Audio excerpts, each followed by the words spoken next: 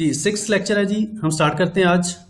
और इसमें हमने कुछ जो बेसिक जो फंक्शंस हैं या एसक्यूएल के डाटा मैनिपुलेशन के रेलिवेंट जो डिफरेंट फंक्शंस हैं, अरिथमेटिक ऑपरेशंस और इस तरह के डिफरेंट ऑपरेशंस, वो हम परफॉर्म करने की कोशिश करेंगे डाटा के ऊपर, या जो भी डाटा हमने एंटर किया अपनी प्रीवियस इंसर्ट इनटू कमांड्स की मदद से,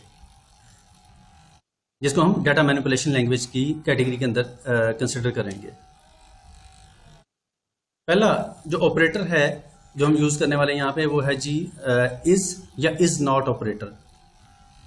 हमें पता है कि हम सेलेक्ट स्टैटिक फ्रॉम कस्टमर और वेयर के अंदर कोई कंडीशन मेंशन करते थे। जैसे लास्ट एग्जांपल्स अगर आप याद हैं तो मैं करता था select static from employee where department is equal to 5। ठीक है, वेयर के अंदर हम कोई कंडीशन मेंशन करते थे। तो सिंपली यहाँ पे हम इसके अलावा इज या इज नॉट या is null different conditions is के साथ मेंशन कर सकते हैं। इज कीवर्ड है बेसिकली। ठीक है, जैसे यहाँ पे है select static from customer where phone is null. अब जो कस्टमर का टेबल है उसमें से सिर्फ वो रिकॉर्ड्स आएंगे जिन जिन जिन कस्टमर्स का फोन नंबर नहीं है, यानी कि नल है। ठीक है, अगर आप देखें तो फोन नंबर नल शो हो रहा है। अब इसका मतलब यह है कि आप इस के साथ कोई कंडीशन या जो भी कंस्ट्रेंट आप मेंशन करना चाहें वो यहाँ पे इस के साथ मेंशन कर सकते हैं। एक्चुअली यहाँ पे जो यूज है या ऑपरेटर है वो इज है। Distinct, next keyword, to eliminate duplicate tuples in a query result the keyword distinct is use. Distinct जो कीवर्ड है वो आपको यूनिक वैल्यूज रिटर्न करेगा जो कि डुप्लीकेट नहीं होंगी। जैसे ये एक क्वेरी है एग्जांपल के तौर पे सेलेक्ट सैलरी फ्रॉम एम्प्लॉय। अब मैंने क्या किया, एम्प्लॉय की टेबल है उसके अंदर से सिर्फ एक कॉलम उठाया या एक एट्रीब्यूट की वैल्यूज उठाई है, वो है सैलरी। अब जब ये क्वेरी एग्जीक्यूट होगी तो उस एम्प्लॉय वाले टेबल के अंदर सैलरी के एट्रीब्यूट में जितनी भी वैल्यूज हैं सारी आ जाएंगी। ठीक है, क्योंकि मैंने उसके ऊपर कोई वेयर या कोई कंडीशन नहीं लगाई, सारी वैल्यूज आ गई। इसमें अगर आप देखें तो कुछ चीजें ऐसी हैं जैसे जिन पे एरोज लगे हुए हैं, ये वैल्यूज रिपीट हो रही हैं 25,000 25,000 25,000। अगर आप ये रेपिटेशन खत्म करना चाह रहे हैं किसी भी रिकॉर्ड के अंदर कि जब भी आपके पास क्वेरी होकर रिजल्ट सामने आए तो सिर्फ डुप्लीकेट को रिमूव कर दे, सिर्फ डिस्टिंक्ट या यूनिक वैल्यूज आनी चाहिए, तो फिर आप डिस्टिंक्ट का कीवर्ड यूज करेंगे। जैसे ये वाला है select distinct salary from employ. अब जस्ट उस कॉलम या एट्रीब्यूट से पहले मैंने डिस्टिंक्ट का वर्ड ऐड कर दिया है, तो अब जो भी वैल्यूज रिटर्न होंगी उनमें से अगर कोई डुप्लीकेट है तो सिस्टम ऑटोमेटिकली उन वैल्यूज को एलिमिनेट कर देगा, यानी रिमूव कर देगा, और रिजल्टेंट जो वैल्यूज आएंगी वो सारी यूनिक वैल्यूज होंगी। ठीक हो गया जी। इस कीवर्ड हमने देखा या ऑपरेटर, और इसके अलावा डिस्टिंक्ट। इसके अलावा जी ऑर्डर बाई। नॉर्मली जब हम कोई सिलेक्ट की क्वेरी यूज करते हैं तो डाटा किसी न किसी फॉर्मेट के अंदर हमें शो होता है। ठीक है, अब इसमें अगर देखें तो क्या इसमें कुछ सीक्वेंस नजर आ रहा है आपको? ये वाली सैलरी की जो वैल्यूज आ रही हैं 30,000 40,000 25,000 43,000 38,000 इस तरह करके, और एंड पे 55,000 वैल्यूज रैंडम है, कोई एक सीक्वेंस नहीं है इनका। ठीक है, तो अगर आप चाहें तो ये सीक्वेंस आप क्रिएट कर सकते हैं कि जब आपके पास आउटपुट आए, जैसे मिसाल के तौर पे मैं बच्चों का जीपीए देखना चाहूँ तो मैं ये क्वेरी करता हूँ कि सिलेक्ट स्टैटिक फ्रॉम स्टूडेंट या सिलेक्ट जीपीए, सिर्फ एक एट्रीब्यूट लेता हूँ जीपीए फ्रॉम स्टूडेंट। ठीक है, अब ये वाली क्वेरी अगर मैं एग्जीक्यूट करूंगा तो जितने भी जीपीएस हैं बच्चों के सबके जीपीए शो हो जाएंगे। ठीक है, लेकिन अगर मैं इसको कोई तरतीब से देखना चाहूँ, कोई असेंडिंग या डिसेंडिंग, सबसे ऊपर वो बच्चे हैं जिनका जीपीए सबसे हाईएस्ट है। ठीक है, तो मुझे उसको असेंडिंग या डिसेंडिंग का एक कीवर्ड साथ में ऐड करना पड़ेगा और ये मेरा काम हो जाएगा आराम से। जैसे ये वाली क्वेरी है, इसके लिए DESC और ASC ये दो कीवर्ड्स यूज होते हैं। बाय डिफॉल्ट जब सिस्टम शो करता है वैल्यूज तो बाय डिफॉल्ट उसका जो ऑर्डर है वो असेंडिंग होता है। ठीक है, लेकिन आप मर्जी से चेंज कर सकते हैं। Show all employees names in ascending order of their names. अब क्वेरी एग्जांपल के तौर पे select first name middle name last name from employee order by first name. अब ऑर्डर बाय जब फर्स्ट नेम मैंने कर दिया तो अब क्या होगा कि जितने भी रिकॉर्ड शो करेगा उनमें से फर्स्ट नेम के साथ जो फर्स्ट नेम का जो एट्रीब्यूट है उसकी वैल्यूज के हिसाब से डाटा को सॉर्ट कर देगा सारे को। तो इसका मतलब है कि ए से शुरू होने वाले फर्स्ट नेम पहले आएंगे, फिर बी, फिर सी और अप टू जेड करते करते। ठीक है, इसी तरीके से अगर आप इसको सिर्फ ऑर्डर बाई के साथ जो एट्रीब्यूट है उसके साथ अगर आपने कुछ नहीं लिखा तो सेंडिंग आएंगे, और आप डिसेंडिंग करना चाह रहे हैं तो फिर आपको DESC एक कीवर्ड ऐड करना पड़ेगा। कुछ नहीं लिखा तो बाय डिफॉल्ट असेंडिंग तरतीब में ही आएंगे। अगर आप डिसेंडिंग मेंशन कर देते हैं तो फिर डेफिनेटली Z वाले फादर नेम्स पहले आएंगे और करते करते A वाले एंड पे आएंगे। ठीक है जी।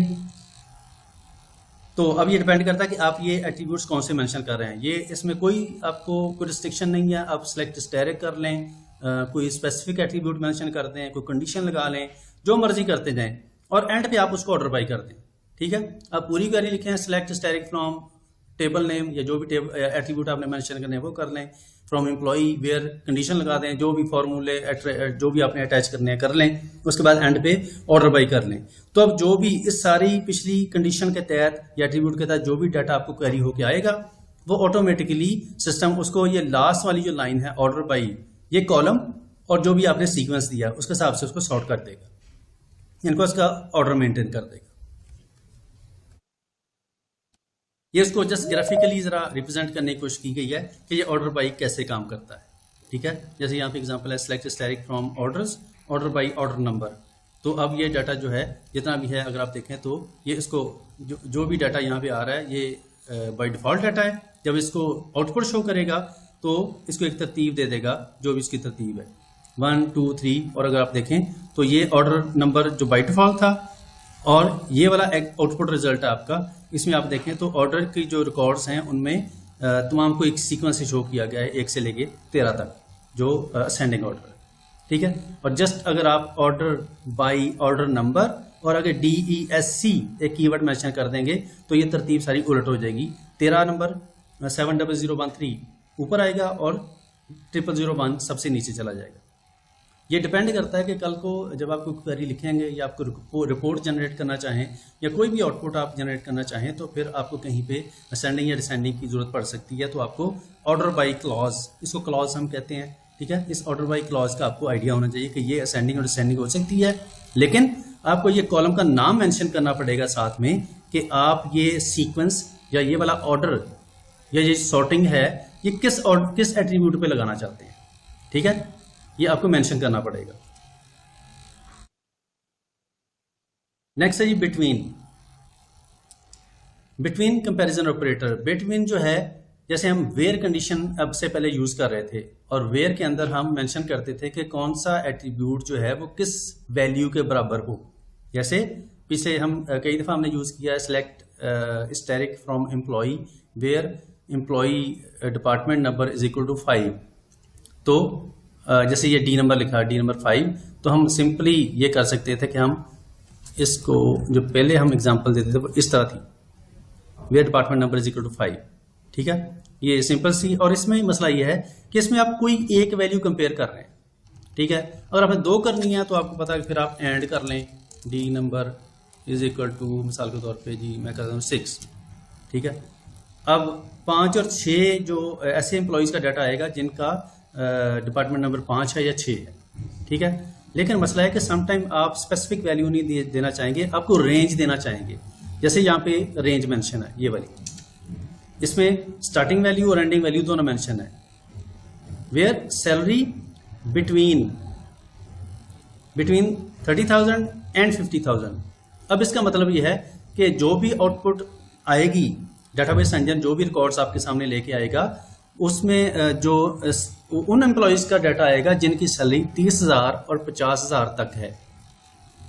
30,000 का मतलब ये है, अब बिटवीन का मतलब ये कि 30,000 उसमें इंक्लूडेड है। ठीक है, आमतौर पे हम लिखते हैं कि 2 रेंजेस के दरमियान में जो वैल्यूज हैं, दरमियान का मतलब तो बाहर ये लगता है कि 30,000 से ऊपर और 50,000 से नीचे, यही बिटवीन बनता है। लेकिन ये इसको जरा आसानी से समझाने के लिए ये नीचे लिखा गया है। ये बिल्कुल ऐसे ही जैसे हम लिखे सैलरी ग्रेटर और equal to 30,000 and salary less than equal to 50,000। इसका मतलब ये है इक्वल का साइन है तो इसका मतलब 30,000 और 50,000 भी इसमें ऐड है, वो भी शामिल है। तो जब आउटपुट आएगी तो 30,000 अगर किसी एम्प्लॉय की सैलरी है तो वो भी आएगी, 50,000 है तो वो भी आएगी, और उन दोनों के दरमियान में जो भी वैल्यूज हैं ऑब्वियसली वो भी आएंगी। तो 2 कंडीशन है यहाँ पे, select static from employee where salary जो है वो इस रेंज के दरमियान में हो एंड डिपार्टमेंट नंबर 5 हो। ठीक है, अब 2 कंडीशन हो गई कि सिर्फ उन एम्प्लॉयज का डाटा मुझे चाहिए जिनकी सैलरी 30,000 से लेके 50,000 तक है और उनका डिपार्टमेंट नंबर 5 है।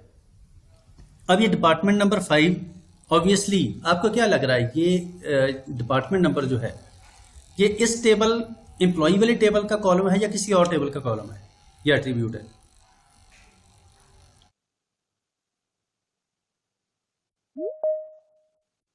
तो गाइड करेगा मुझे?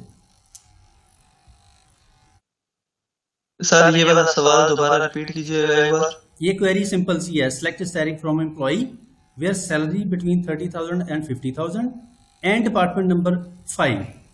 ठीक है, अच्छा मैं इसको फिलहाल एक दफ़ा ख़त्म कर देता हूँ ताकि कन्फ्यूजन ज़रा दूर हो जाए।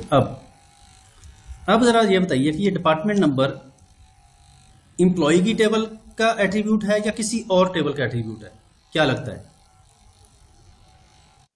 सर एम्प्लॉय टेबल का एट्रीब्यूट है। सर एम्प्लॉय की है। एम्प्लॉय का ही है सर ये डिपार्टमेंट टेबल का होता है, इसके साथ तो फॉरेन की लगी हुई हो। बिल्कुल, ये ज़्यादा क्लियर आंसर है। डिपार्टमेंट नंबर इस एम्प्लॉय का एट्रीब्यूट है, ठीक है, इसलिए इसका एट्रीब्यूट है तो हम इस एम्प्लॉय के साथ इसको अटैच कर रहे हैं ना कि select static from employee where department number is equal to 5। तो इसका मतलब है कि ये डिपार्टमेंट नंबर एम्प्लॉय का एट्रीब्यूट है तो हम इसमें से सिलेक्ट कर रहे हैं ना इसको। ठीक है, ये चीज़ तो क्लियर हो गई कि डिपार्टमेंट नंबर एम्प्लॉय का एट्रीब्यूट है। लेकिन ये वैल्यू से आपको आइडिया होना चाहिए कि अगर तो मैं यहाँ पे लिखा होता मिसाल के तौर पर जी HR, ठीक है, फिर इससे आप ये कह सकते थे ये प्योरली इसी का ही टेबल, इसी का ही एट्रीब्यूट है एम्प्लॉय का। लेकिन क्योंकि यहाँ पे वैल्यू लिखी हुई है तो वैल्यू का मतलब है कि 5 क्या है, 5 से तो कोई आइडिया नहीं होता ये कौन सा डिपार्टमेंट है। 5, 6, 7 नंबर डिपार्टमेंट का तो नाम तो नहीं होता, डिपार्टमेंट का नाम तो होगा HR, CS, SC, mathematics department या इस तरह के फाइनेंस डिपार्टमेंट, इस तरह डिपार्टमेंट का नाम होता है। अगर नाम नहीं जाहिर हो रहा तो इससे आप आइडिया लगा रहे हैं, जैसे सीआर ने कहा कि ये इस एम्प्लॉय की टेबल का ये वो एट्रीब्यूट है जिसपे फॉरेन की लगी हुई है। ठीक है, और ऑब्वियसली अगर फॉरेन की लगी हुई है तो फिर किसी और टेबल का ये एट्रीब्यूट भी होगा जहां जो किसी प्राइमरी क्यू को रेफर कर रहा है। तो एन पॉसिबल है ये डिपार्टमेंट का टेबल होगा जिसमें डिपार्टमेंट आईडी और डिपार्टमेंट नेम, ठीक है, ये डिपार्टमेंट नंबर और डिपार्टमेंट नेम 2 एट्रीब्यूट होंगे और डिपार्टमेंट नंबर उस डिपार्टमेंट वाले टेबल के अंदर प्राइमरी की होगा। तो इसलिए हम इसको यहाँ से लिंक कर रहे हैं उसको प्राइमरी की के साथ, यानी कि डिपार्टमेंट वाले टेबल के साथ। ठीक है, इस वैल्यू से जस्ट जरा आइडिया हो जाता है कि ये वैल्यू ये एट्रीब्यूट जो है ये इसी प्योरली इसी टेबल का कॉलम है, एट्रीब्यूट है या किसी और टेबल का एट्रीब्यूट है। ठीक है जी, जस्ट हमारा जो इस स्लाइड का जो पर्पस था वो बिटवीन का एट्रीब्यूट सॉरी जो ऑपरेटर है उसको क्लियर करना है कि बिटवीन ऑपरेटर क्या करता है। जब आपने सिंपली किसी एट्रीब्यूट की एक वैल्यू को आपने कंपेयर करना हो, कंडीशन लगानी हो, तो फिर आप simply where attribute is equal to value करके, जैसे ये लिखा हुआ है where department number is equal to 5, इस तरह लिख देंगे।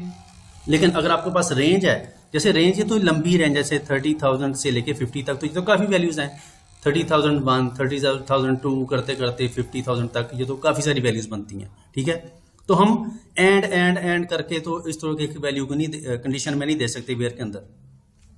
फिर उसका शॉर्टकट या उसका जो हल है वो ये सोल्यूशन वो बिटवीन ऑपरेटर है जिसमें आप रेंज मेंशन कर देंगे। अब इस रेंज के अंदर जो भी एम्प्लॉय की सैलरी फॉल कर रही होगी उसका रिकॉर्ड रिटर्न हो जाएगा। एम्प्लॉय के कितने एट्रीब्यूट शो होंगे भला इस क्वेरी में?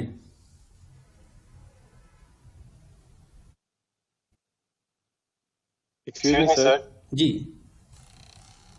सर, जो आपने डिपार्टमेंट नंबर का कहा, इसका मतलब ये है कि जो डिपार्टमेंट नंबर है ये किसी और प्राइमरी की है ना? जी जी, और यहाँ पे एज अ फॉरेन की यूज हो रहा है। लेकिन हम इसमें कराते हैं, आप इसे डाउनलोड भी कर लें, बच्चे का कोई मसला है।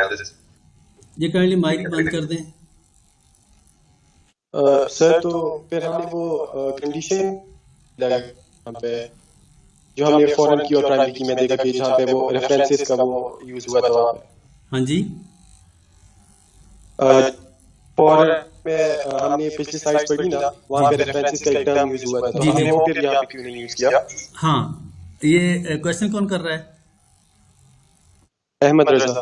अहमद, आपने अगर आपको याद हो तो हमने 2 तरह की क्वेरीज पढ़ी अभी तक, DDL डाटा डेफिनेशन की और डाटा मैनिपुलेशन की। ठीक है, याद है? जी सर। जो हाँ जी सर। जो क्रिएट करने वाले काम है ना, वो हम DDL definition, data definition language जो क्वेरीज हैं उनके अंदर हमने पढ़े थे, जब हम टेबल या डाटाबेस बना रहे थे, ठीक है, या उसका स्ट्रक्चर बना रहे जी थे। सर। वो था क्रिएट वाली जी।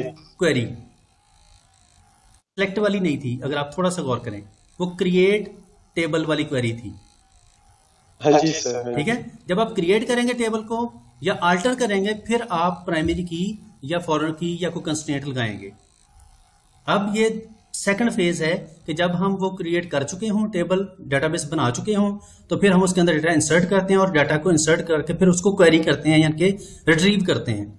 अब सेलेक्ट का मतलब हम अब हम इस मरहले पे हम डाटा रिट्रीव कर रहे हैं, शो कर रहे हैं, ठीक है, या उठा रहे हैं टेबल से। तो ठीक है। इसलिए हम यहाँ पे फॉरेन की, प्राइमरी की का जिक्र नहीं करेंगे। हम सिर्फ एट्रीब्यूट का नाम लिखेंगे और अपनी वैल्यूज के साथ प्ले करेंगे जो भी हमने, यानी कि डाटा को मैनिपुलेट कर रहे हैं, ऐड, एडिट, डिलीट, इस तरह के जो अपडेट वाले काम है वो हम कर रहे हैं यहाँ पे। डन जी? ठीक है सर। ठीक है। तो प्राइमरी की, हाँ जी फॉरेन सर। की, Correct. रेफरेंसेस, वो सारे काम हम जब क्रिएट कर रहे हो तब हमने वो कीवर्ड यूज करने हैं, और वो काम वन टाइम होगा, ठीक है। जब आप शुरू में डाटाबेस या टेबल क्रिएट कर रहे होंगे, वो एक दफा स्ट्रक्चर बन जाएगा, डाटा उसमें आप डाल देंगे, डाटा डालें फिर उठाएं। ये वाले जो सेलेक्ट क्वेरी है ना, मोस्टली हमने ये सेलेक्ट क्वेरी यूज करनी है, क्योंकि क्रिएट टेबल या क्रिएट डाटाबेस तो हम वन टाइम एक्शन परफॉर्म करेंगे।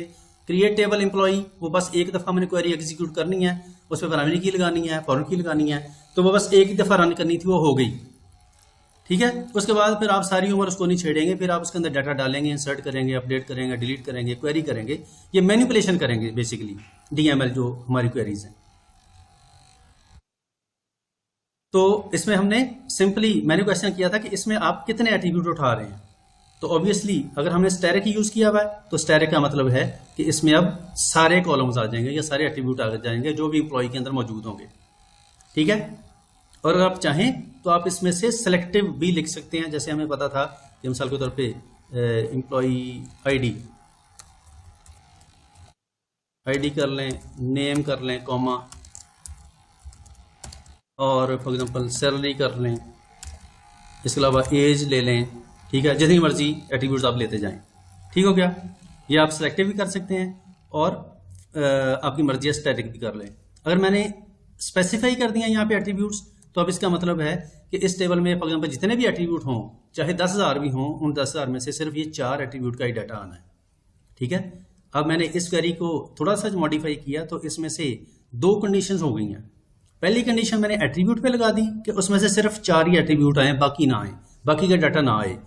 फिर मैंने वेयर भी लगा दिया, तो वेयर का मतलब अब मैंने टपल्स यानी कि रिकॉर्ड्स को भी लिमिट कर दिया, उसमें फिल्टर लगा दिया कि सिर्फ उन एम्प्लॉयज का ही डाटा नजर आए मुझे जिनका डिपार्टमेंट 5 है और उनकी सैलरी 30,000 से लेके 50,000 तक है, ठीक है। अब इसका मतलब यहाँ पे मैंने एट्रीब्यूट और रिकॉर्ड्स यानी कि टपल्स दोनों को लिमिट कर दिया, दोनों पे कंस्ट्रेंट्स लगा दी।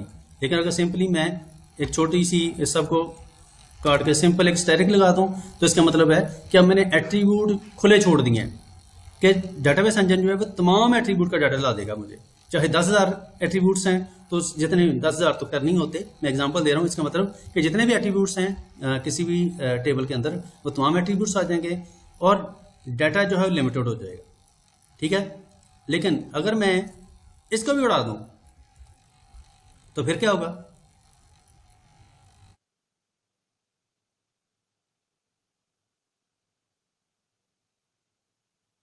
अब क्या होगा भला?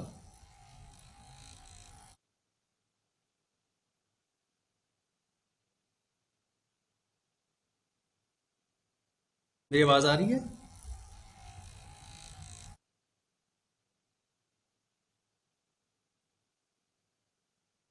अब इसका मतलब है कि तमाम एट्रीब्यूट्स और तमाम रिकॉर्ड्स, क्योंकि ना तो मैंने एट्रीब्यूट्स पे कोई लिमिटेशन लगाई है और ना ही रिकॉर्ड्स पे लिमिटेशन लगाई है। रिकॉर्ड्स के लगाने का मतलब है कि मैं यहाँ पे फिर वेयर ऐड करूँ और वेयर के अंदर कोई कंडीशन मेंशन करूँ, तो फिर रिकॉर्ड्स पे भी लिमिटेशन लग जाएगी। और अगर मैं यहाँ भी लिख दूँ कोई चीज़ एम्प्लॉय आईडी, तब इसका मतलब है कि सिर्फ एक ही रिकॉर्ड यानी कि एक ही एट्रीब्यूट का डाटा मेरे पास आएगा, ठीक है। अब इससे क्या हुआ भला?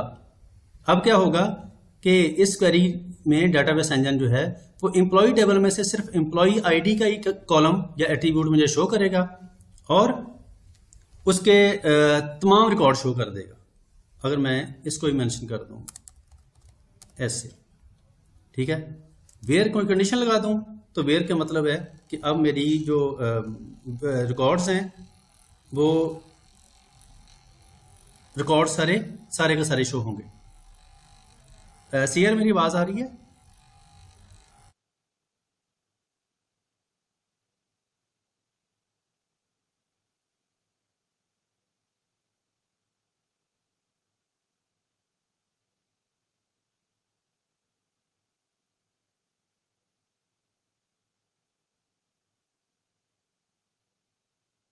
जी कोई मुझे बोल के जरा बता दे कि मेरी आवाज आ रही है कि नहीं।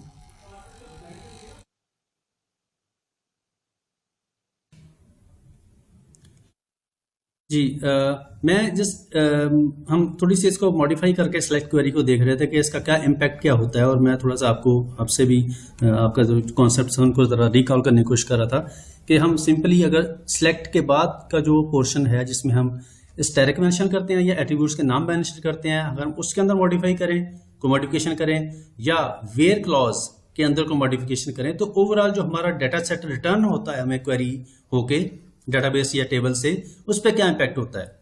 तो मैं जस्ट उसको रिकॉल करने की कोशिश कर रहा था कि अगर हम ये सिलेक्ट वाला पार्ट इसको मॉडिफाई करेंगे, इसके अंदर कोई मेंशन कर देंगे एट्रीब्यूट्स का नाम, तो फिर सिर्फ उस टोटल जो टेबल के एट्रीब्यूट्स हैं उनमें से वही एट्रीब्यूट्स या कॉलम का डाटा नजर आएगा जो हम यहाँ पे मेंशन कर देंगे। स्टैटिक लिख देंगे तो सारे एट्रीब्यूट्स का आएगा। वेयर के अंदर हम अगर कोई चीज़ मेंशन कर दें और यहाँ पे इसको अगर डिलीट कर दूँ, ठीक है, तो इसका मतलब ये है कि अब सारे रिकॉर्ड्स आ जाएंगे, सारे एट्रीब्यूट, सारे रिकॉर्ड्स। और अगर मैं यहाँ पे एट्रीब्यूट्स मेंशन कर दूं तो सिर्फ उस एट्रीब्यूट का नाम, जैसे एम्प्लॉय आईडी, ठीक है, तो इसका मतलब है सिर्फ एम्प्लॉय आईडी और तमाम रिकॉर्ड्स। अब मिसाल के तौर पे एम्प्लॉय की टेबल के अंदर 10,000 रिकॉर्ड्स हैं और उसमें से जो आउटपुट आएगी वो सिर्फ एम्प्लॉय आईडी एक एट्रीब्यूट का डाटा शो होना मुझे, और तमाम के तमाम 10,000 एम्प्लॉय की आईडियाँ शो हो जाएंगी, ठीक है। अब अगर यहाँ पे मैं स्टैटिक कर दूं तो इसका मतलब है तमाम एट्रीब्यूट्स और तमाम 10,000 रिकॉर्ड्स। अब एम्प्लॉय की टेबल के अंदर अगर 15 एट्रीब्यूट्स हैं तो 15 एट्रीब्यूट्स शो हो जाएंगे, जिसमें उसका for example ID, name, age, salary, designation, date of joining, whatever जो भी एट्रीब्यूट्स हैं वो सारे आ जाएंगे और सारे रिकॉर्ड्स भी आ जाएंगे।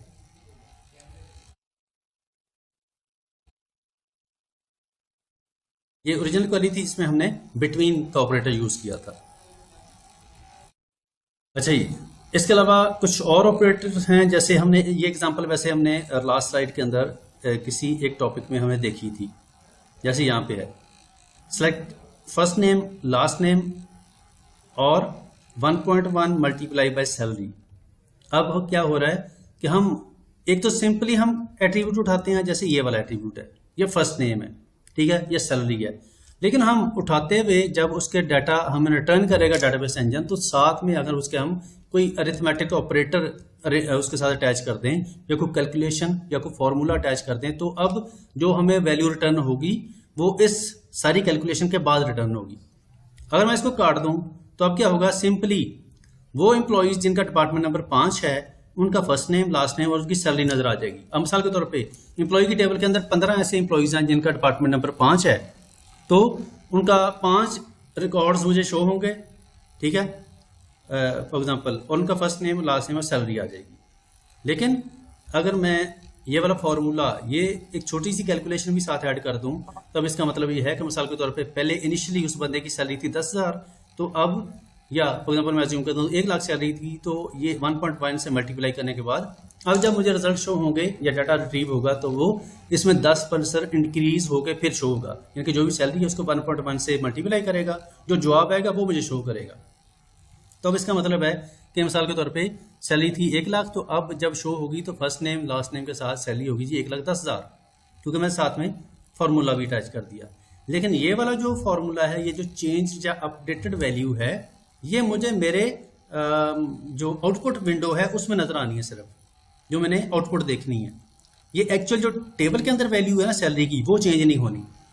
ठीक हो गया, ये आपके ज़हन में होना चाहिए। अब जो सिलेक्ट हम कर रहे हैं, तो सिलेक्ट का मतलब है कि जो ओरिजिनल डाटा पड़ा हुआ है टेबल के अंदर इस एम्प्लॉय की टेबल के अंदर, उसकी एक कॉपी मुझे शो करो, तो ये कॉपी शो कर देगा। और अगर मैं कोई फार्मूला अप्लाई करता हूँ तो ये वाला जो फार्मूला है, ये जो चेंज अपडेटेड वैल्यूज़ हैं, ये मुझे उस कॉपी के अंदर शो होंगी। ओरिजिनल जो डाटाबेस के अंदर या टेबल के अंदर पड़ा हुआ है वो चेंज नहीं होगा, वो एज इट इज़ रहेगा। ठीक है जी। तो इसका मतलब कि हम जो डिफरेंट ऑपरेटर्स हैं, प्लस माइनस मल्टीप्लिकेशन डिवीजन, इस तरह के डिफरेंट ऑपरेटर्स जिनका जिक्र यहाँ पे है, ये आप यहाँ पे डाटा को सिलेक्ट करते हुए किसी भी एट्रीब्यूट के साथ मेंशन कर सकते हैं। लाइक ऑपरेटर जी, नेक्स्ट है। Like comparison operator is used to compare partial strings. अगर आपने कोई डाटा उठाना है और उसको आप कंपेयर कर रहे हैं, और कंपैरिजन करते हुए समटाइम ये होता है कि हमें एग्जैक्टली कोई चीज़ याद नहीं होती कि एग्जैक्टली वो फ्रेज या नंबर या वो स्ट्रिंग है क्या, तो फिर हम इन जो ऑपरेटर्स हैं, जिनमें परसेंटेज ऑपरेटर और अंडरस्कोर दो ऑपरेटर्स हैं, इनका यूज़ कर सकते हैं और इनकी मदद से हम डाटे को फाइंड कर सकते हैं किसी भी एट्रीब्यूट की वैल्यूज़ में से।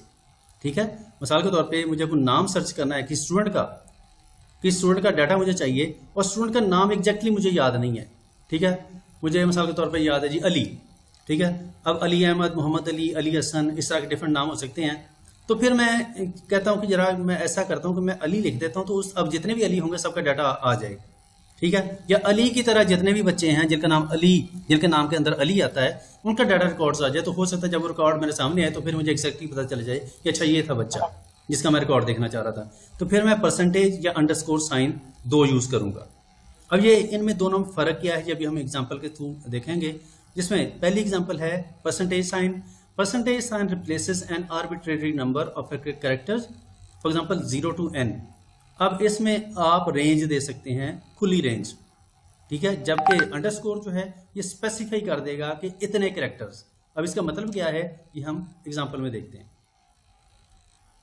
अब like comparison operator is used to compare partial strings. Retrieve, for example, example क्या है जी, retrieve all employees whose address is in Houston या Texas. Here the value of the address attribute must contain the substring Houston या Texas. अब ये मैं चाह रहा हूं कि ऐसे एम्प्लॉइज का डाटा मुझे शो हो जिनके एड्रेस जो है या जिनका ताल्लुक ह्यूस्टन के साथ है या टेक्सास के साथ है। ठीक है, तो अब मैंने क्या किया, उसी तरीके से क्वेरी लिखी, select first name last name from employee where address like. अब जहां पे हम वेयर के साथ मेंशन कर देते ना इज इक्वल टू और आगे वैल्यू, वो इज इक्वल टू और वैल्यू की बजाय हमने लाइक लिख दिया। लाइक सिंगल कोट स्टार्ट और परसेंटेज और दरम्यान में ह्यूस्टन कॉमा टेक्सास और फिर परसेंटेज साइन और कॉमा क्लोज और क्वेरी क्लोज। अब इससे हुआ क्या, बोला या क्या होगा इससे? अब इससे ये होगा कि उन तमाम एम्प्लॉयज़ का डाटा शो हो जाएगा जिनके एड्रेसेस के अंदर ये वाला वर्ड नज़र आएगा। ठीक है, अब इससे पहले परसेंटेज लगाने का मतलब यह है कि इस ह्यूस्टन जो वर्ड है, इससे पहले जो मर्जी हो एड्रेस उसका। ठीक है, 1 2 3 हो, ABC हो, वटेवर जो भी कैरेक्टर्स हैं, जितने मर्जी कैरेक्टर्स हैं, जो भी कैरेक्टर्स हैं और जितने मर्जी कैरेक्टर हैं, इसका मतलब ये है। और बाद में भी जितने मर्जी कैरेक्टर्स हों और जो मर्जी कैरेक्टर हों, इससे कोई गर्ज नहीं है, बस उस पूरे अटैच के अंदर ये वाली फ्रेज, ये वाली स्ट्रिंग नजर आनी चाहिए। ठीक है, तो अब वो एक लंबा चौड़ा टेस्ट भी हो सकता है या कोई ऐसा टेस्ट भी हो सकता है जिसके अंदर सिर्फ यही चीज़ मेंशन हो, इतना वर्ड ही लिखा हो। तो तमाम टेस्टेस जिनके अंदर ये स्ट्रिंग मिल जाएगी तो डाटाबेस इंजन उन तमाम एम्प्लॉयज़ के रिकॉर्ड्स को शो कर देगा। ठीक है, जबकि दूसरी तरफ अंडरस्कोर क्या करता है, अंडरस्कोर में मैं स्पेसिफाई कर दूंगा कि सिर्फ इतनी ही वैल्यूज हों। परसेंटेज में आगे मिसाल के तौर पे इस TX के बाद 10,000 कैरेक्टर वाला भी एड्रेस होगा तो उसको भी शो कर देगा। लेकिन इसमें क्या होगा, इसमें अब मैंने उसको थोड़ा सा चेंज किया है, select first name last name from employee. ठीक है, या इसको मैं आसान करने के लिए और इसको ईजी कर देता हूँ, स्टैरिक कर देता हूँ ताकि कॉम्प्लिकेशन कम से कम हो। सेलेक्ट स्टैरिक फ्रॉम एम्प्लॉई, मैं कह रहा हूँ कि एम्प्लॉई टेबल के तमाम रिकॉर्ड्स मुझे शो कर दो वेयर बर्थ डेट लाइक, जिसमें एम्प्लॉयज़ की जो बर्थ डेट है वो किस तरह की हो, जो कि 195 से स्टार्ट हो रही हो। ठीक है, उस बर्थ डेट के शुरू में 195 ये 3 डिजिट आने चाहिए और 3 डिजिट के अलावा 3 4 5 6 7 कैरेक्टर और हों, कोई भी कैरेक्टर। ठीक है, अब इसका मतलब ये है कि सिर्फ उन एम्प्लॉयज़ का डाटा मुझे शो होगा जिनकी बर्थ डेट के अंदर शुरू में 195 ये 3 डिजिट मस्ट हैं, ये होने चाहिए। इसके अलावा कोई भी 7 कैरेक्टर हो, 7 कैरेक्टर सिर्फ, ठीक है। इसके अलावा इससे बड़ा जो भी एड्रेस है या कोई भी और वैल्यू वो वाली रिटर्न नहीं होगी। जबकि परसेंटेज के अंदर हमने ओपन छोड़ दिया, दोनों तरफ परसेंटेज लगाने का मतलब है कि शुरू में जितने मर्जी कैरेक्टर हो और जो मर्जी हो, एंड पे भी जितने मर्जी कैरेक्टर हो और जो मर्जी कैरेक्टर हो। जबकि अंडरस्कोर के अंदर हमने स्पेसिफाई कर दिया कि 195 के अलावा सिर्फ 7 कैरेक्टर और होने चाहिए, ठीक है। अब इसका मतलब है कि 195 और 7 कैरेक्टर 10 कैरेक्टर, इसका मतलब कि जो भी बर्थ डेट जो है वो 10 कैरेक्टर्स की हो और उसमें 195 हो, सिर्फ उनका रिकॉर्ड शो होंगे। ठीक हो गया जी, ये हो गया लाइक ऑपरेटर। थोड़ी सी ब्रेक कर लेते हैं रिलेशन जबरा के लिए, ठीक है जी, क्योंकि ये डिफरेंट टॉपिक है आज। सर जी, और अभी लास्ट वाली स्लाइड से मेरा एक सवाल है। जी प्लीज। सर अभी आपने कहा उसमें होना चाहिए, तो यहाँ देखें हमने उसकी लोकेशन 195 की दी हुई है स्टार्टिंग में और उसके बाद डैशेस लगी हुई हैं, तो क्या ये स्टार्टिंग वाले 3 195 करेगा या बीच में से कहीं 195 नहीं किया तो उठा दे? शुरू में हर सूरत 195 होना चाहिए, इसमें हमने कंपलसरी कर दिया। अगर मिसाल के तौर पे मैं यहाँ पे परसेंटेज ऐड कर दूं ऐसे, अब इसका मतलब शुरू में जो मर्जी हो उसके अंदर 195 नजर आना चाहिए बस, ठीक है। और 195 के आगे 7 कैरेक्टर हो। लेकिन अगर मैं इधर भी परसेंटेज लगा दूं, ये लो, अब इसका मतलब ये है 195 नजर आना चाहिए इसके अंदर, शुरू में जो मर्जी हो, एंड में जो मर्जी हो, बस, ठीक है। जब हम लिमिट सर जी 7 कैरेक्टर भी लाजमी जी हो जाएंगे, हाँ जी, और एंड में परसेंटेज लगा दे। लेकिन जब हमने एंड में परसेंटेज लगा दी फिर 7 कैरेक्टर वाली कंडीशन ही खत्म हो गई, फिर एंड पे जो मर्जी हो।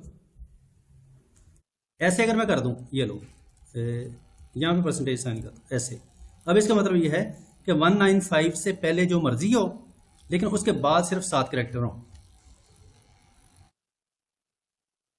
ठीक है। ओके, अब इसकी आउटपुट मिसाल के तौर पे अगर मैं एंटर करके यहाँ पे लिखना चाहूँ तो इसकी आउटपुट कुछ हो सकती है, मिसाल के तौर पे कोई भी कैरेक्टर्स, ठीक है, या कोई नंबर्स, और आगे आएगा 195 और उसके बाद कोई और कैरेक्टर, मिसाल के तौर पे मैं 7 दफ़ा लिखता हूँ, 1 2 3 4 5 6 7, दैट्स इट जी, ठीक है।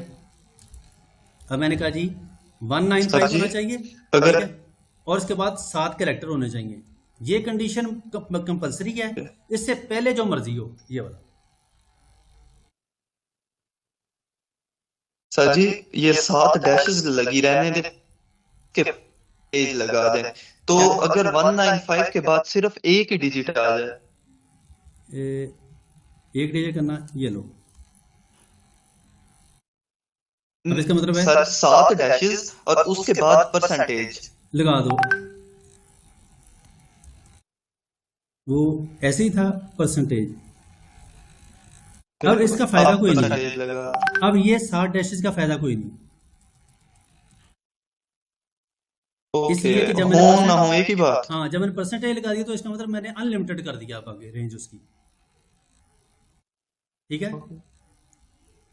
अब ये जो सर अगर इस केस में जैसे अब एक सेकंड सर, जैसे अभी बना हुआ है तो 195 और आगे सिर्फ 1 लिख दें तो सर हो जाएगा जैसे अभी लिखा हुआ है? इधर 1 लिख दूं? नहीं, नीचे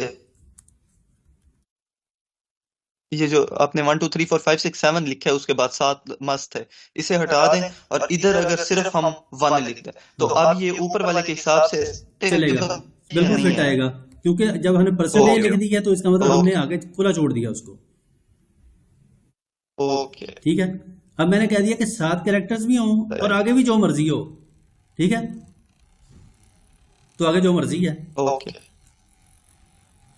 तो जब परसेंटेज लगे तो फिर वो जो वाली कंडीशन नहीं लग रही, मैं ये सोचा था कि मिनिमम 7 होने चाहिए। एक्चुअली परसेंटेज लगाने से ना जो रेस्ट ऑफ द जो है ना बाद वाला सारा सिलसिला है वो अनलिमिटेड हो जाएगा, ठीक है। लेकिन अगर ये वाली कंडीशन है, ये बिल्कुल तुम ठीक कह रहे हो, ये जो कंडीशन है ना ये 7 वाली, अब इसका मतलब है यहाँ पे 7 कैरेक्टर को होंगे,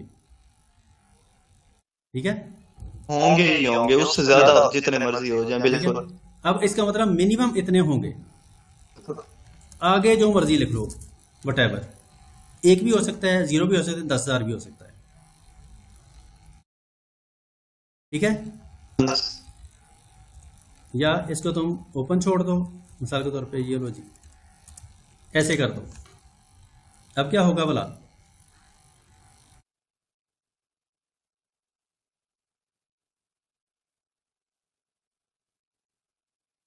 अब आपने जो भी लिखा है मिनिमम कोई 7 नंबर या डिजिट तो हो ही हो, हाँ, आगे बिल्कुल। पीछे ज्यादा हो सकता है। बिल्कुल ऐसे ही है, कोई भी 60 डिजिट एटलीस्ट उसमें जरूर हो, उससे पहले जो मर्जी हो, बाद में जो मर्जी हो, सिफर हो, वटेवर, कम से कम इसका मतलब है इसकी आउटपुट जो है वो 7 कैरेक्टर्स पे मुश्तमिल होनी चाहिए।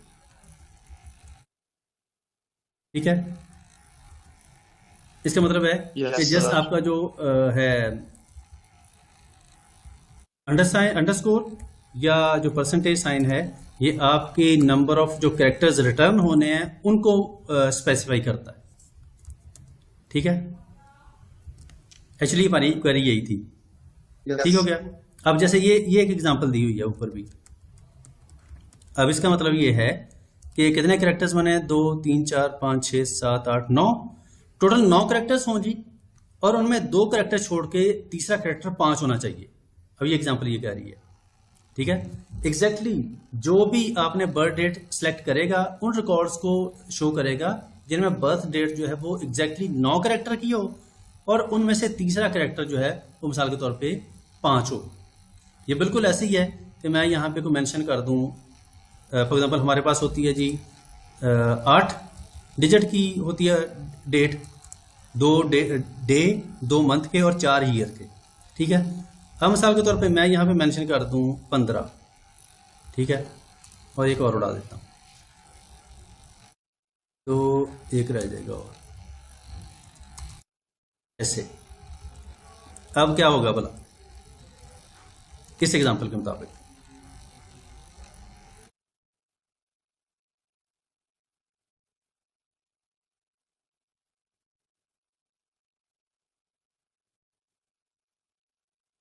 ये एग्जांपल जो मैंने हाईलाइट किया इसके मुताबिक क्या होगा भला?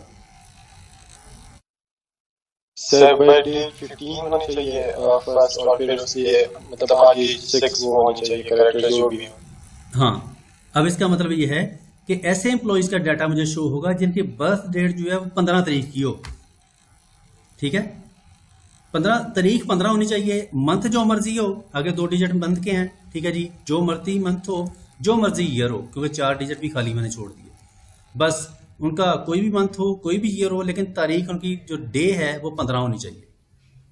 ठीक हो गया, ये बिल्कुल ऐसी है कि मैं यहाँ पे लिख दूँ 29। ठीक है, अब इसका मतलब है कि सिर्फ उन एम्प्लॉयज का मुझे डाटा चाहिए जो कि 29 को पैदा हुए हैं। ऐसे ही है। अगर मैं इसको बिल्कुल भी सर। 2 और खत्म कर दूं, ऐसे कर दूं, अब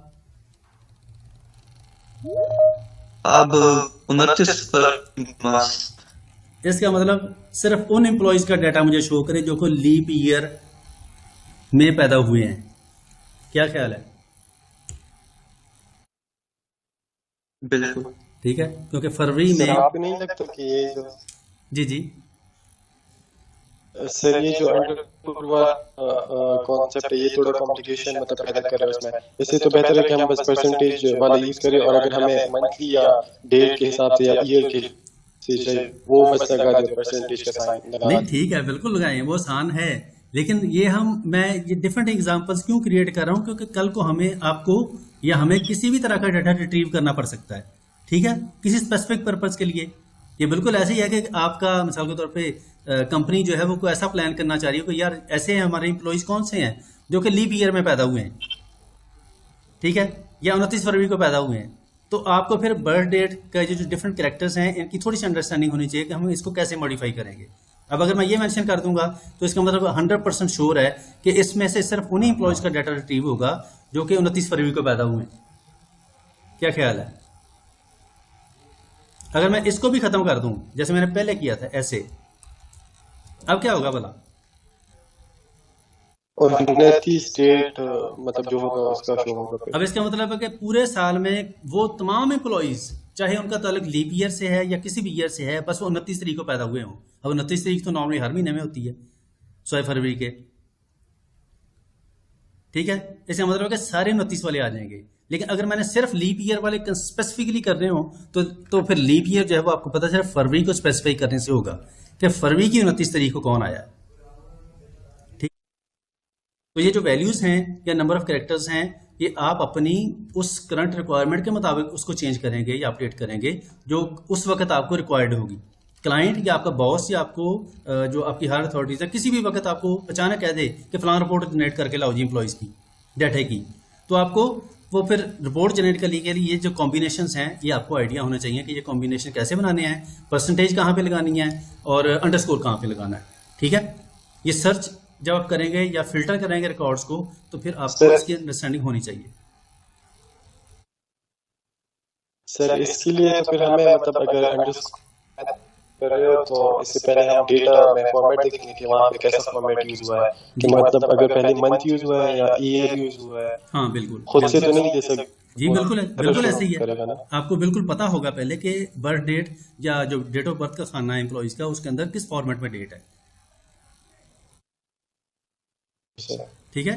अगर आपको मिसाल के तौर पे नहीं पता, अच्छा आप अज्यूम करें कि आपको नहीं पता, फिर आप कैसे पता कराएंगे? सर फिर परसेंटेज ही यूज करेंगे। नहीं, अगर आपने चेक करना है कि बर्थ जो डेट लिखी हुई है उसका फॉर्मेट क्या है, फिर सिंपल सा तरीका क्या है आपके पास? सर पहले सेलेक्ट करेंगे उस टेबल को, मतलब जब वो शो होगा तो उसमें फिर देखेंगे। अरे सिंपली ऐसे कर दूं, जी सर, सारे रिकॉर्ड्स आ जाएंगे, इसमें फिर बर्थ डेट भी आ जाएगी। हाँ जी सारे, ये लो ऐसे कर सर देते इसमें हम फिर वो करेंगे ना जो बर्थ डेट। हाँ जी एक बार सिंपली मैं select birth date from employee कर देता हूँ तो बर्थ डेट मुझे शो हो जाएगी सामने, मुझे उसका फॉर्मेट पता चल जाएगा। हाँ जी सर, ठीक है, अब पता चल गया कि उसमें मंथ जी पहले सर। है या ईयर पहले है, सॉरी डेट पहले है, क्योंकि ये डिफरेंट डेट्स के फॉर्मेट से दुनिया के अंदर यूज होते हैं। तो जब आपको फॉर्मेट पता चल जाए तो फिर हाँ उसके जी। बाद आप अपनी क्वेरी को मॉडिफाई कर लें, ठीक है। जी सर जी। ये चीज़ें जो है ये ग्रेजुअली प्रैक्टिस से थोड़े कॉन्सेप्ट क्लियर होते हैं। जब आप उसको थोड़ा सा डाटा रैंडमली कोई भी सैंपल टेबल लेके उसके डाटा पे थोड़ा प्ले करना शुरू करेंगे ना, तो जब आउटपुट आएगी तो फिर आपको अंडरस्टैंडिंग होगी कि अच्छा ये जो मैंने चीज़ लिखी थी तब शायद मेरे जहन में नहीं थी, जब आउटपुट आएगी तो फिर आपको कॉन्सेप्ट क्लियर हो जाएगा कि अच्छा इससे ये इम्पैक्ट हुआ है या इसको स्लाइटली चेंज करने से ये फर्क पड़ रहा है, ठीक है जी। मैं जरा टेनिस लगा दूं। Okay sir. नेक्स्ट टॉपिक है जी रिलेशनल अलजेब्रा। अब हमारे दो टॉपिक्स ब्रॉडली जो दो टॉपिक्स हैं वो पैरेलल चलेंगे डेटाबेस के अंदर। एक तो प्योरली अभी जो हमने सारा काम किया अब तक हमारे लेक्चर में, जो पिछले लेक्चर में हमने पढ़ा है, वो बेसिकली तमाम क्वेरीज का डेटा है, ठीक है, या डाटा डेफिनेशन का या डाटा मैनिपुलेशन का। इसके अलावा कुछ कॉन्सेप्ट बिल्डिंग के लिए एडिशनल काम भी करेंगे, वो हमारा काम है रिलेशनल अलजेब्रा का। मैंने शुरू में आपको गाइड किया था कि जितने भी डेटाबेस टूल्स हैं, जो डेटाबेस मैनेजमेंट सिस्टम्स जो डिफरेंट अवेलेबल हैं, ओरेकल है, एसक्यूएल सर्वर है, डिफरेंट इस तरह के जितने भी टूल्स हैं, माईसीक्वल वगैरह, ये तमाम के तमाम बेसिकली एसक्यूएल लैंग्वेज पे बेस करते हैं, ठीक है जी, स्ट्रक्चर क्वेरी लैंग्वेज पे जी।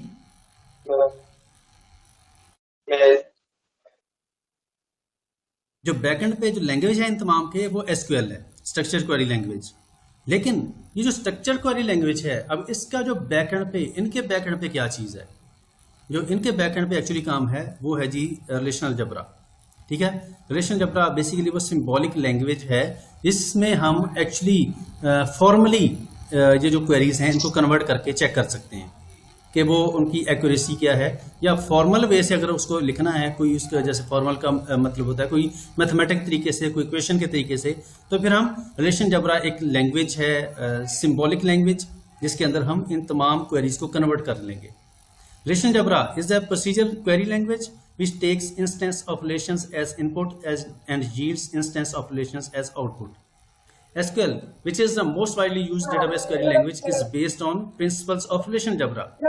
जो SQL है वो रिलेशन अलजेब्रा के जो प्रिंसिपल्स हैं उन पे बेस करती है एक्चुअली। जो एसक्यूएल की बेस जो है वो आप कह सकते हैं कि आरए है, इसको हम सिंपली आरए भी कहते हैं रिलेशनल अलजेब्रा को। ठीक है, अब आपको पता है कि जो अलजेब्रा है, ये जो मैथमेटिक्स जो लैंग्वेजेस हैं, इसमें मोस्टली काम जो है ऑपरेटर्स के थ्रू होता है, ऑपरेटर्स या ऑपरेंड के थ्रू। ऑपरेटर का आपको पता है, ये डिफरेंट प्लस माइनस स्टेरिक ये जो है वो तमाम ऑपरेटर्स अवेलेबल हैं। इसके अलावा ऑपरेंड भी होते हैं। किसको आइडिया है ऑपरेंड का? ऑपरेंड क्या होता है? हाँ जी सर। जी सर जो डिजिट्स होते हैं वो ऑपरेंड होते हैं, जो ये साइन के ऑपरेटर होते हैं। जैसे मिसाल के तौर पर मैं करूँ 2+2, तो प्लस तो ऑपरेटर है और 2 और +2 जो है एंड पे दोनों साइड और 2 तो ऑपरेंड है सर। वो ऑपरेंड्स हैं इसके। ठीक है, जो जिनकी वैल्यूज बेसिकली उस ऑपरेटर की वजह से को मैनिपुलेट हो रही हैं, कोई जमा तफरीक हो रही हैं, ज़रब तकसीम वटेवर जो भी हम कर रहे हैं।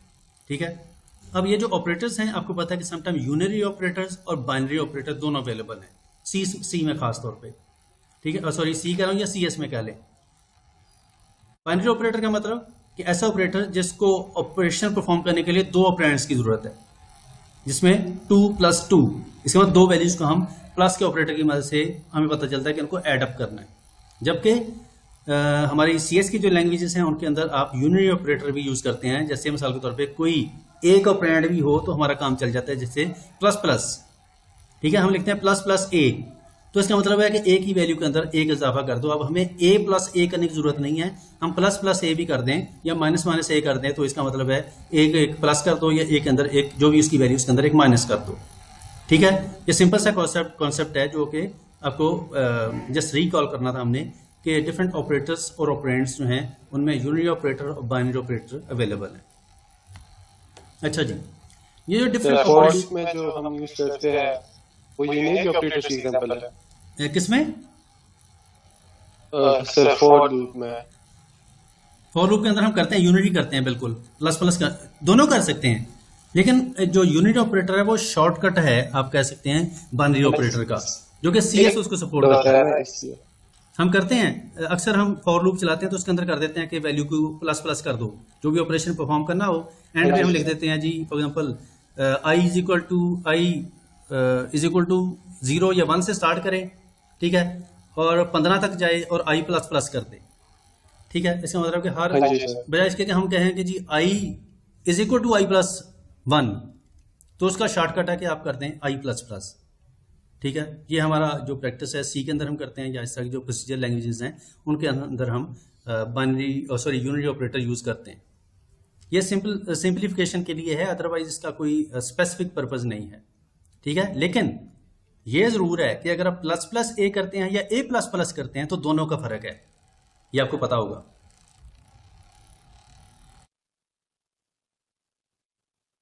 क्यों जी, CR पता है इसका? Yes sir. क्या फर्क है? एक पहले उसमें इंक्रीमेंट करके फिर सेव करता है, जो ++A है वो सेव करने से पहले ही उसमें इंक्रीज करता है और फिर वैल्यू को सेव करता है। लेकिन A++ क्या करता है, पहले A की वैल्यू को सेव किया जाता है जो इक्वल टू जिसे हम रखते हैं, उसके बाद उसका इंक्रीमेंट किया जाता है। ठीक है, प्री इंक्रीमेंट या पोस्ट इंक्रीमेंट हम कह सकते हैं इसको। ठीक है, अच्छा जी, इस आरए के अंदर जो हम डिफरेंट ऑपरेशंस परफॉर्म करेंगे वो 3 तरह के हैं जी।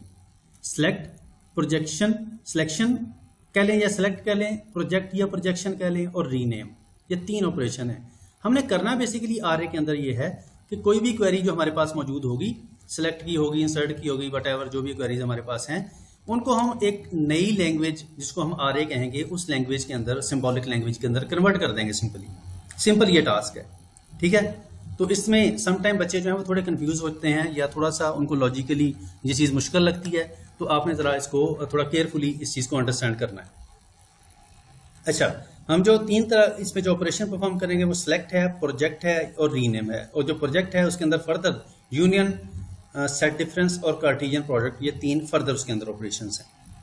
अब ये एक्चुअली है क्या, ये हम स्टार्ट करते हैं। फिर सबसे पहले सिलेक्ट ऑपरेशन या सिलेक्शन ऑपरेशन आरए के अंदर क्या होता है। सिलेक्शन ऑपरेशन जिसको हम सिग्मा साइन से जाहिर करेंगे।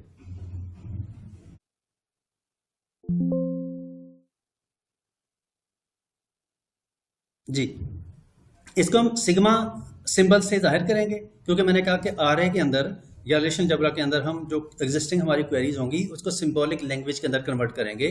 जैसे ये सिंपली एक लाइन लिखी हुई है, सिग्मा साइन पी और इंटू आर, ठीक है। अब ये एक छोटी सी नोटेशन है और इसको पढ़ना कैसे है, मिसाल के तौर पे लिखा हुआ है, प्रोनाउंसिएट कैसे करना है, the selection operation on relation R with the condition P.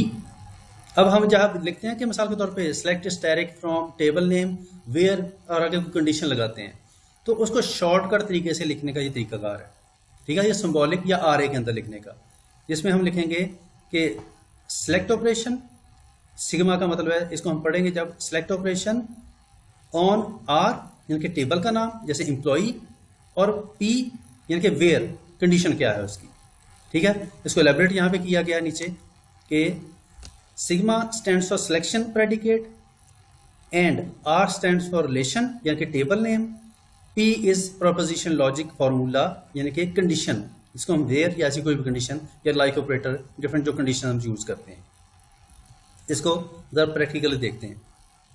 अब अज्यूम करें एग्जांपल के तौर पे, ये पहली example, select static from books where subject is equal to database. अब इस क्वेरी, ये सिंपल सी क्वेरी है, इसके अंदर आपको मेरा ख्याल कोई इशू नहीं होगा कि ये क्या है। ये हमारे पास एक टेबल है जी बुक्स के नाम से, ठीक है। मैं चाहता हूं कि उसमें से तमाम रिकॉर्ड्स, तमाम एट्रीब्यूट्स का डाटा मेरे पास शो हो जाए, लेकिन उन सब्जेक्ट्स का जो कि डाटाबेस है, सिर्फ डाटाबेस वाले सब्जेक्ट्स का तमाम एट्रीब्यूट्स का डाटा मुझे शो हो जाए, ठीक है। सिंपल सी क्वेरी है। अब इसको जब हम आर ए के अंदर कन्वर्ट करेंगे तो आर ए के अंदर कन्वर्ट करने का ये मेथड या तरीकाकार है। The selection of tuples from books, ये हमारा टेबल नेम है या रिलेशन है हमारा। मैं कहता हूं कि बुक्स के अंदर से एट्रीब्यूट मुझे शो करो, कौन से attributes, where the subject attribute is equal to database, where subject is equal to database. अब इसमें लिखने का तरीकाकार थोड़ा सा ऑपोजिट है क्वेरी की निस्बत। इसमें हम टेबल पहले मेंशन करते हैं, एट्रीब्यूट जो हैं बाकी चीज़ें उसके साथ में मेंशन होती हैं, जबकि इसमें हमने पहले एट्रीब्यूट मेंशन करने हैं ये वाले, और उसके बाद हम पहले हम मेंशन करेंगे कंडीशन, उस क्वेरी के ऑपोजिट, पहले कंडीशन आएगी फिर टेबल का नाम आएगा। जबकि इस क्वेरी के अंदर आप देखें तो पहले हम टेबल का नाम देते हैं फिर कंडीशन देते हैं, ठीक है। ये एक छोटा सा डिफरेंस आपको पता होना चाहिए।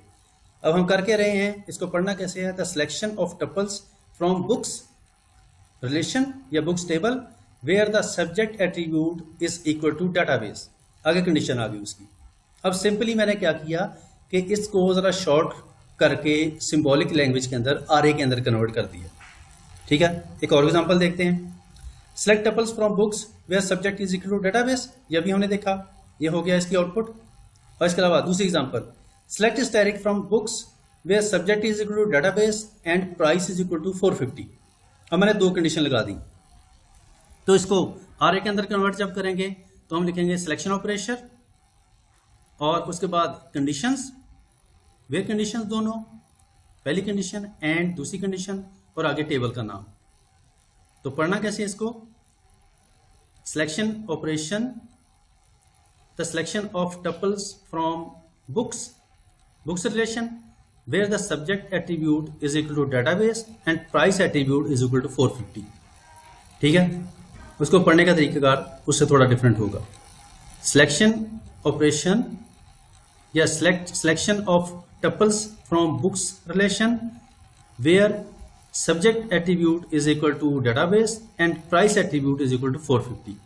जबकि हमने सिंपली जो रीडिंग है वो तो जस्ट अंडरस्टैंड करने के लिए, लेकिन असल जो काम है वो ये कन्वर्जन है, tuples to query to R A conversion. एक और example, select static from books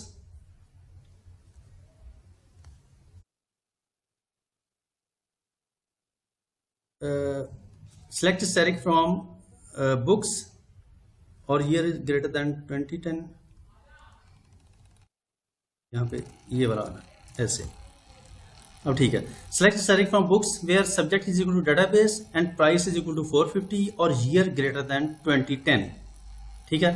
अब यहाँ पे क्या हो रहा है कि जस्ट हमने तीन कंडीशन मेंशन की हैं, बाकी बेसिक क्राइटेरिया वही है कि सिलेक्शन, इसको मैं अगर थोड़ा सा छोटा करूं फॉन्ट को,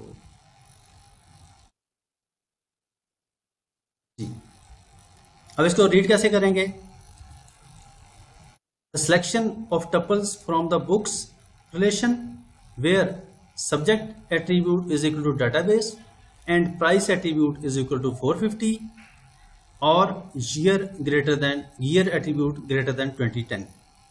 ठीक है, अब ये सिंपली हमने इस ये जो आरे लिख रहे हैं इसको हमने कहीं एग्जीक्यूट नहीं करना, ठीक है, कहीं हमने इसको रन करके नहीं देखना, चलाना हमने क्वेरी को ही है। लेकिन ये एक इसका फॉर्मेट ये हमारे कोर्स का पार्ट है कि हम तमाम क्वेरीज को जितनी भी हमारी लॉजिक्स हम डिफाइन करेंगे उनको हम आरए यानी कि रिलेशन जबरा के अंदर कन्वर्ट करके देखेंगे। तो जब हमें सेलेक्ट क्वेरीज यूज करनी है तो उसके लिए हमें याद हो कि हमने सिग्मा जो साइन है ये मैंने मेंशन किया हुआ है, ये सिग्मा ऑपरेटर यूज करना है और आपको पता होना चाहिए कि सिग्मा ऑपरेटर जो है ये इसका सिंबल है, ये लेफ्ट वाला।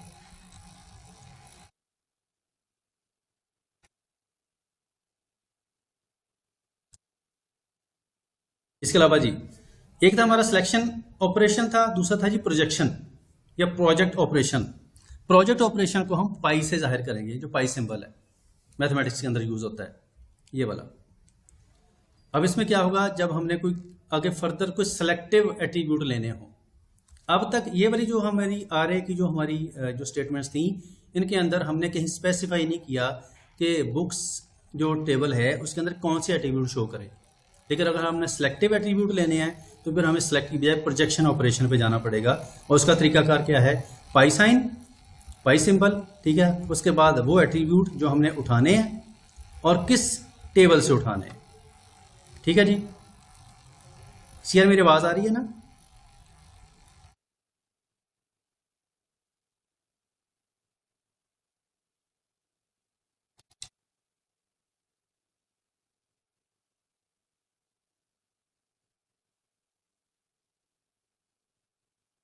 कोई बताएगा मेरी आवाज आ रही? यस सर, आ रही है। अच्छा, इसमें सिंपली हम क्या करेंगे, जब हमने किसी सिलेक्ट की क्वेरी को के अंदर से सिलेक्टिव एट्रीब्यूट उठाना है स्टैटिक की बजाय, तो फिर हमें उनको मेंशन करना पड़ेगा। पाई सिंबल, आगे में एट्रीब्यूट 1 2 3 4 जितने भी एट्रीब्यूट्स हैं और साथ में उसका जो भी टेबल का नाम है यानी कि रिलेशन का नाम। इसको पढ़ना कैसे है, projection of A1 A2 N, 3 attribute हो गए, attributes from the R relation, यानी कि प्रोजेक्शन ऑपरेशन किस टेबल पे हमने लगाना है और उसके एट्रीब्यूट कौन से उठाने हैं।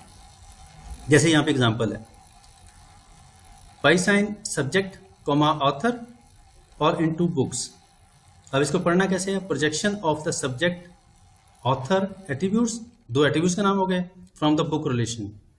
अब हमने साथ में रिलेशनशिप का नाम मेंशन कर दिया, projection of subject author attributes from the book relation. एक और एग्जांपल इसकी, select book ID book title from books where subject is equal to database and price is equal to 450। ठीक है, ये प्रीवियस एग्जांपल की तरह ही है, लेकिन वहां पे मैंने स्टैटिक की बजाय यहाँ पे 2 एट्रीब्यूट मेंशन कर दिए। तो जब हम इसको आरए के अंदर कन्वर्ट करेंगे तो उसी तरीके से पाई सिंबल यानी कि projection of book ID book title, ठीक है जी, book title attributes from the book, ये एंड पे हमारा एट्रीब्यूट का नाम आ गया, book relation where the subject attribute is equal to database, ये जो कंडीशन आ गई, ठीक है, and price is equal to 450। अब हमने एक ही क्वेरी के अंदर दोनों काम किए हैं कि एक तो सेलेक्टिव एट्रीब्यूट ले लिए हैं और साथ में कंडीशन भी मेंशन कर दी है, ठीक है। इसको आप इस तरह सेपरेट कर सकते हैं ताकि आपको थोड़ा क्लियर हो जाए। ऐसे करते, क्वेरी जो हमारी थी कुछ इस तरह थी, select book ID book title from books where subject is equal to database and price is equal to 450। Books table के अंदर मुझे बुक आईडी, उन किताबों की बुक आईडी और टाइटल चाहिए जिनका सब्जेक्ट डेटाबेस है और उनकी प्राइस जो है वो 450 के बराबर है। तो जब हम इसको आरए के अंदर कन्वर्ट करेंगे तो हमें उसी तरीके से पाई साइन लिखना पड़ेगा, क्योंकि हम सेलेक्टिव एट्रीब्यूट ले रहे हैं तो उसके लिए प्रोजेक्शन ऑपरेटर यूज करना पड़ेगा जो कि पाई है। तो the projection of book ID comma book title attributes from the books, ये वाला एट्रीब्यूट का नाम, सॉरी टेबल का नाम या रिलेशनशिप का नाम, where condition subject attribute is equal to database and price attribute is equal to 450। ठीक है, ये जस्ट हमने उसको कन्वर्ट कर दिया अपनी क्वेरी को आरए के अंदर। तीसरा ऑपरेटर, प्रोजेक्शन ऑपरेटर के अंदर फर्दर हमने देखा था कि 3 टाइप्स थी उसकी। पहली थी यूनियन। यूनियन में आपको जैसे सेट्स के अंदर कॉन्सेप्ट पता है कि यूनियन 2 सेट्स को या 2 सेट ऑफ वैल्यूज को कंबाइन कर देता है। ठीक है, और जब कंबाइन करता है तो डुप्लीकेशन खत्म करता है कि रखता है? तो आइडिया है, जब मैंने एक सेट की वैल्यू यानी कि टेबल हम एज्यूम करेंगे ये हमारा टेबल एक सेट है और दूसरा सेट है, तो ये कैसे इसको ऑपरेट करेगा? सेट के अंदर आपको पता कि पहले सेट की वैल्यू और दूसरे सेट की वैल्यूज जो है वो मर्ज हो जाती हैं और कोई रेपिटेशन हो रही है तो उसको वो रिमूव कर देता है। ऐसे ही है सर, कंबाइन कर देता है यूनियन। हाँ, कंबाइन कर देता है। इस जैसे यहाँ पे शो कर रही है, एक आर हमारे पास टेबल है, एक एस है, तो जब हम उसको यूनियन करेंगे उसकी तो पहले एक टेबल की एक सेट की वैल्यू आ गई, फिर दूसरे की आ गई। ठीक है, अच्छा मैं एक सेकंड जरा मैं छोटी सी ब्रेक ले लूँ, मैं चार्जर लगा लूँ।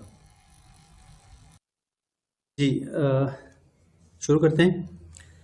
हम देख रहे थे यूनियन ऑपरेशन प्रोजेक्शन के अंदर कि हम कोई भी 2 सेट्स, जैसे हम सेट्स की वैल्यूज को यूनियन करके या यूनियन ऑपरेशन के तहत कंबाइन कर सकते हैं टेबल्स की सूरत में, या एसक्यूएल के अंदर भी ये पॉसिबल है कि आप कोई भी 2 टेबल्स के रिकॉर्ड्स आपस में कंबाइन कर सकते हैं।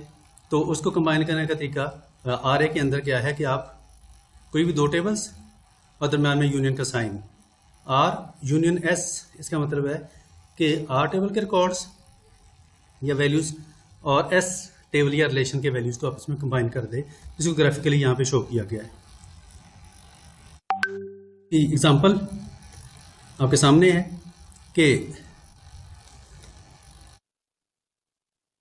प्रोजेक्शन ऑपरेटर सबसे पहले यानी कि pi sine author into books. अब बुक्स आपको पता है ब्रैकेट के अंदर हम टेबल का नाम लिखते हैं यानी कि रिलेशनशिप का नाम। बुक्स टेबल का ऑथर एट्रीब्यूट और आर्टिकल्स टेबल का ऑथर एट्रीब्यूट, इन दोनों को आपस में कंबाइन कर दो। अब ये क्वेरी या ये वाला आरए क्या करेगा कि 2 टेबल्स में से यानी कि बुक्स और आर्टिकल्स के 2 जो टेबल्स हैं उनमें से ऑथर के दोनों कॉलम की वैल्यूज उठाएगा, उनको आपस में कंबाइन कर देगा। ठीक है, इसको पढ़ना कैसे है? मिसाल के तौर पे बुक्स के अंदर फॉर एग्जांपल 5 ऑथर अवेलेबल हैं, ठीक है, और आर्टिकल वाली टेबल में 10 ऑथर अवेलेबल हैं, तो ये रिजल्टेंट हमारे पास डाटा सेट आएगा, उसके अंदर 10 + 5 15 ऑथर्स का लिस्ट जो है वो हमें शो कर देगा सिस्टम। अच्छा, इसको पढ़ना कैसे है? Projection of the author attribute from the books, पहले वाला, union projection of the author attribute from the article relation. ठीक है, अब इसमें हमने प्रोजेक्शन ऑपरेटर के थ्रू 2 टेबल्स के एट्रीब्यूट्स को यूनियन ऑपरेटर के थ्रू कंबाइन किया। ठीक है, इसकी आउटपुट क्या आएगी? Projects the names of the authors who have either written a book or an article or both. अब इसका मतलब ये है कि हमें उन बंदों की लिस्ट चाहिए जिन्होंने कोई बुक लिखी हो या कोई आर्टिकल लिखा हो। ठीक है, तो अगर इस तरह की क्वेरी हम लिखेंगे तो फिर इसके नतीजे में चाहे उसने बुक का ऑथर हो चाहे आर्टिकल ऑथर हो, दोनों के ऑथर्स की लिस्ट जो है हमें शो कर देगा। जैसे मैंने कहा कि फॉर एग्जांपल 5 इसके हैं, 10 इसके हैं, तो 15 ऑथर्स की लिस्ट हमें शो कर देगा।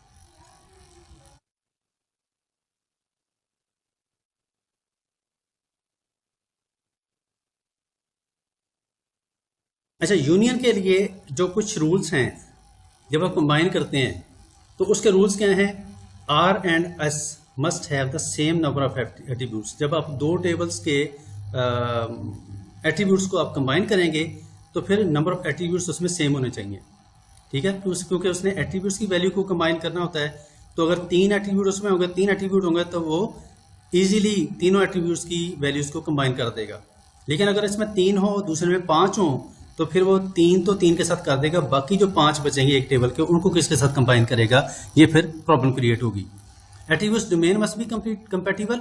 जो एट्रीब्यूट्स 2 टेबल्स के आप कंबाइन करने लगे हैं उनकी डाटा टाइप या उनकी डोमेन भी सेम होनी चाहिए। फॉर एग्जांपल उधर नंबर है तो उधर भी नंबर हो, उधर स्ट्रिंग्स है तो उधर भी स्ट्रिंग्स हो। ठीक है, जैसे यहाँ पे किया है कि ऑथर और ऑथर को आप कंबाइन करें तो एक तरफ ऑथर की आपने आईडी लिखी हो तो दूसरी तरफ आपने ऑथर्स के नाम लिखे हो। ठीक है। तो इस तरह फिर प्रॉब्लम होगी, तो फिर वो इधर मिसाल के तौर पे अली, खालिद, आमिर होंगे और उधर 1 2 3 होगी, ठीक है। तो फिर अगर जो रिजल्टेंट जो आपके पास आउटपुट आएगी उसमें 3 नाम लिखे होंगे और बाकी मिसाल के तौर पे जो 5 हैं वो 1 2 3 लिखी होगी, तो उस डाटा का फ़ायदा कोई नहीं, ठीक है। तो इसलिए फिर जो भी आपने एट्रीब्यूट्स मर्ज करने हैं या यूनियन करनी है आपस में, उनको उनकी जो डाटा टाइप या डोमेन है वो सेम हो। तीसरी कंडीशन है ये duplicate tuples are automatically eliminated, और यूनियन ये कहती है कि जो भी डुप्लीकेट वैल्यूज होंगी वो ऑटोमेटिकली एलिमिनेट हो जाएंगी। ये बिल्कुल ऐसी है कि बुक्स के अंदर भी अहमद अवेलेबल हो और आर्टिकल्स वाले टेबल के अंदर भी अहमद अवेलेबल हो, तो जो रिजल्टेंट सेट आएगा उसमें से एक ही अहमद रहेगा, दूसरा डुप्लीकेट रिमूव हो जाएगा। माइनस ऑपरेटर, यूनियन के अलावा माइनस भी है कि आप किसी एक टेबल या किसी एक सेट की वैल्यूज को किसी दूसरी सेट में से माइनस कर सकते हैं, ठीक है। जैसे यहाँ पे एग्जांपल है r माइनस एस, तो इसका मतलब r की वैल्यूज में से s की वैल्यूज को माइनस कर दो। तो ये बिल्कुल जैसे ग्राफिकली यहाँ पे रिप्रेजेंट किया गया कि एक टेबल है, टेबल 1, उसमें आईडी का कॉलम है, टेबल 2 में भी आईडी का कॉलम है, उसमें कुछ वैल्यूज हैं, उसमें कुछ वैल्यूज हैं। तो जब मैं कहूँगा for example T1 minus T2, तो इसका मतलब T1 में से माइनस T2 की वैल्यू निकाल दो, ठीक है। हम मिसाल के तौर पर बिल्कुल ऐसे कि 2 और 3 इसकी वैल्यूज जो हैं वो इसमें एग्जिस्ट करती हैं, तो ये इसमें एलिमिनेट हो जाएगी, बाकी 1 बच जाएगा, तो रिजल्टेंट सेट जो है वो 1 शो कर देगा, ठीक है। यानी कि जो कि पहले टेबल के अंदर वैल्यू बच गई है वो शो हो जाएगी। इसी तरीके से जैसे हम 2 वैल्यूज को माइनस करते हैं, ऊपर वाली वैल्यू और नीचे वाली, ठीक है। तो नीचे वाली वैल्यू जो है ऊपर वाली वैल्यू से माइनस हो जाती है, तो ऊपर वाली वैल्यू के अंदर जो कि नॉर्मली बड़ी होती है उसमें जो भी बच जाता है वो हमारा आंसर होता है। तो इसमें भी आजकल ऐसी है कि आप अज्यूम करें कि ये ऊपर वाली यानी कि बड़ी वैल्यू है, ये छोटी यानी कि नीचे वाली वैल्यू है, तो ये वाली वैल्यूज इसमें से निकल जाएंगी और जो बच जाएगा वो हमारा आंसर होगा। इसको लिखना कैसे है आर के अंदर, बिल्कुल जैसे हमने यूनियन को लिखा था, तो यूनियन की बजाय माइनस का साइन आ जाएगा, बस इतना डिफरेंस है। Projection of author attribute from the books minus projection of the author attributes from the articles relation, ठीक है। आर्टिकल रिलेशन के अंदर जो भी ऑथर्स हैं उनको बुक के ऑथर्स में से माइनस कर दो। हम मिसाल के तौर पे इसमें से 5 ऑथर्स हैं, इसमें 10 ऑथर्स हैं, तो ये वाले 5 माइनस ऑथर जो हैं अगर इसमें बुक्स में मौजूद होंगे तो वो उनको एलिमिनेट कर देगा और जो बाकी ऑथर्स बचेंगे उनको शो कर देगा, ठीक है। ये मेरे ख्याल इसमें कोई ख़ास कोई लॉजिक या कोई कॉम्प्लिकेशन नहीं है, ये सिंपल प्लस और माइनस के या यूनियन के ऑपरेटर्स हैं।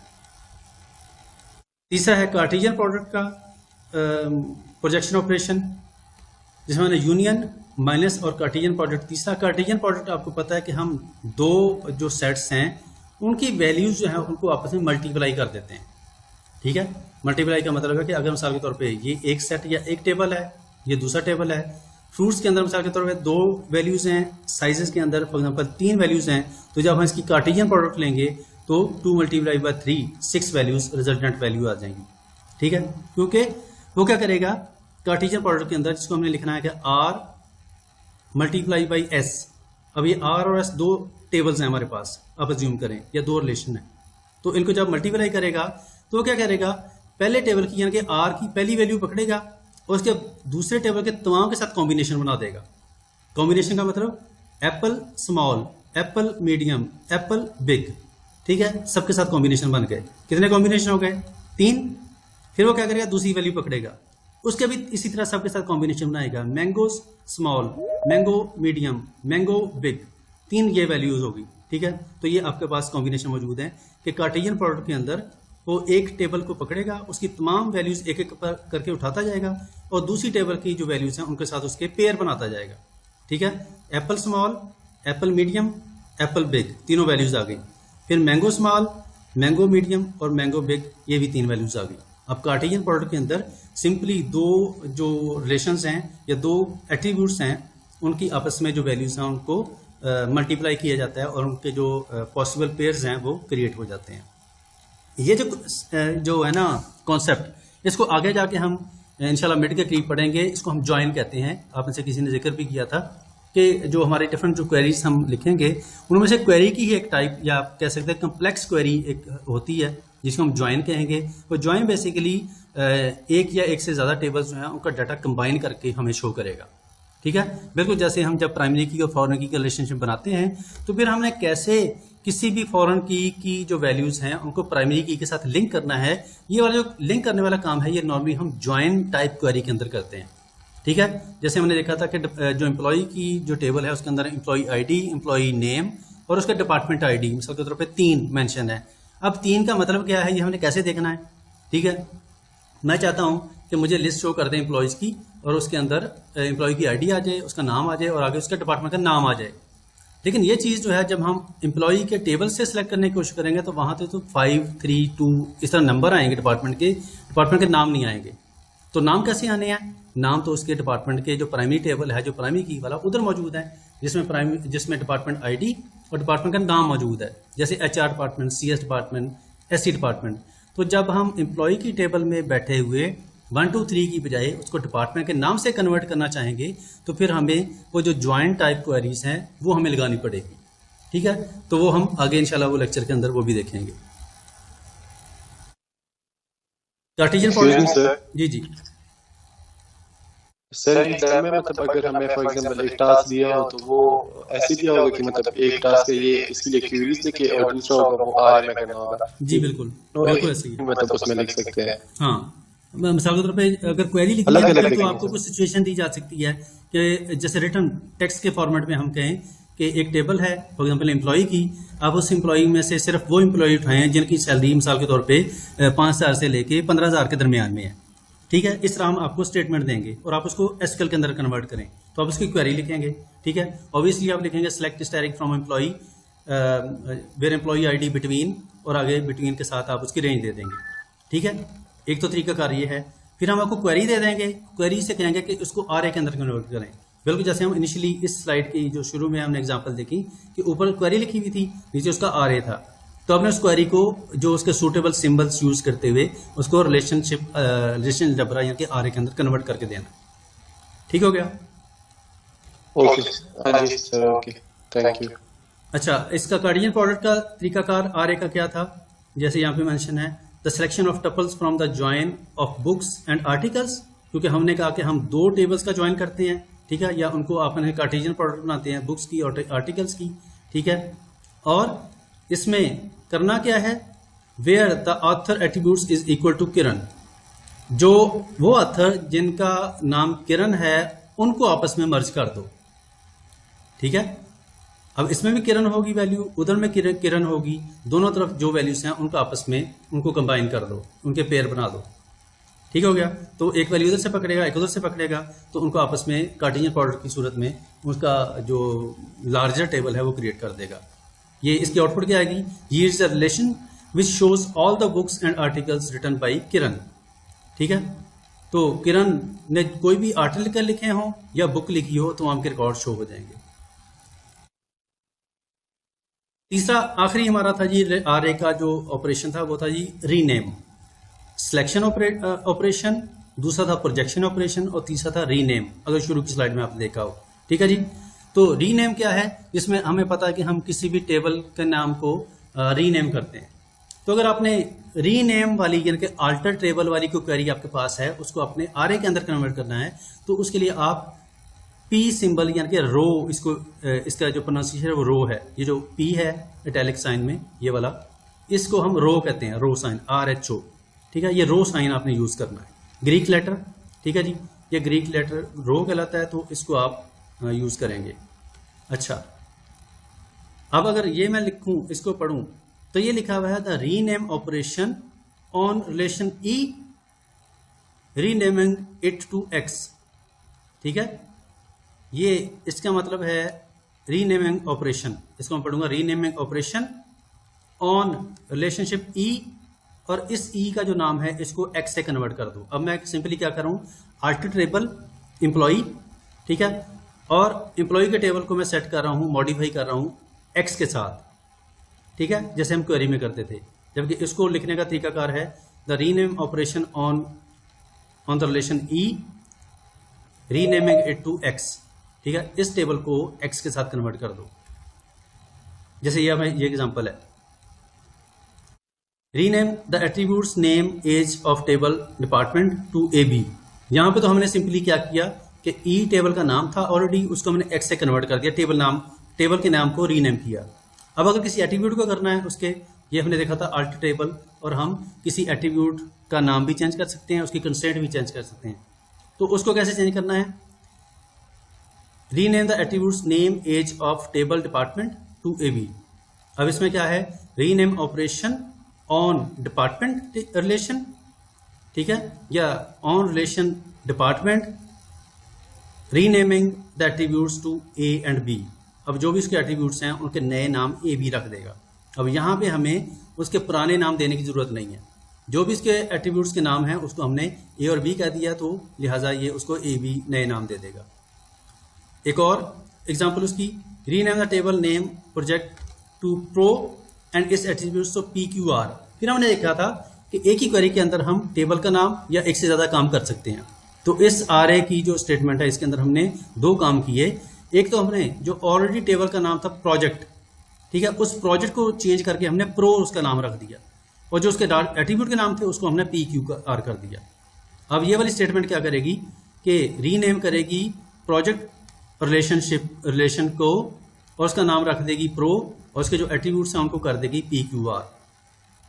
जो नेक्स्ट स्टेटमेंट है वो क्या करेगी?